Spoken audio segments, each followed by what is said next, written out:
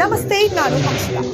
ಬಾಗಲಕೋಟೆಯಲ್ಲಿ ಆಹಾರ ಇಲಾಖೆ ಅಧಿಕಾರಿ 60,000 ಲಂಚ ಸ್ವೀಕರಿಸುತ್ತಿರುವಾಗ ಲೋಕಾಯುಕ್ತ ಬಲೆಗೆ ಬಿದ್ದ ಘಟನೆ ಮಂಗಳವಾರ ರಾತ್ರಿ ನಡೆದಿದೆ.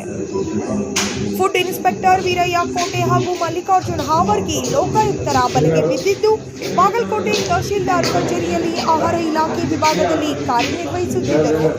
ವಿದ್ಯಾಗಿರಿಯ 7ನೇ ಕ್ರಾಸ್ನಲ್ಲಿರುವ ನ್ಯಾಯಬೆಲೆ ಅಂಗಡಿ ಮಾಲೀಕರಿಂದ ಲಂಚಕ್ಕೆ ಬೇಡಿಕೆ ಇಟ್ಟಿದ್ದ ಅಧಿಕಾರಿ ರದ್ದಾದ ರೇಷನ್ ಅಂಗಡಿಗೆ ಪುನಃ ಆರಂಭಿಸಲು ಅನುಮತಿಗಾಗಿ ಸುರೇಶ್ ಗಡಗಡೆ ಎಂಬುವವರಿಂದ 60,000 ರೂಪಾಯಿ ಪಡೆಯುವ ವೇಳೆ ಲೋಕಾಯುಕ್ತ ಅಧಿಕಾರಿಗಳು ದಾಳಿ ನಡೆಸಿದ್ದಾರೆ.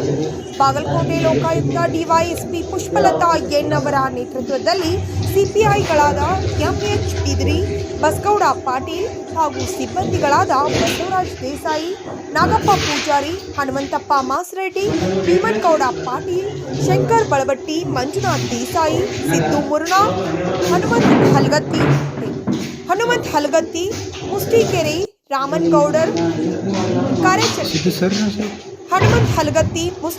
ರಾಮನಗೌಡರ್ ಕಾರ್ಯಾಚರಣೆಯಲ್ಲಿ ಪಾಲ್ಗೊಂಡಿದ್ದು ತನಿಖಾ ಪ್ರಕ್ರಿಯೆಯು ಮುಂದುವರಿಯುತ್ತಿದೆ.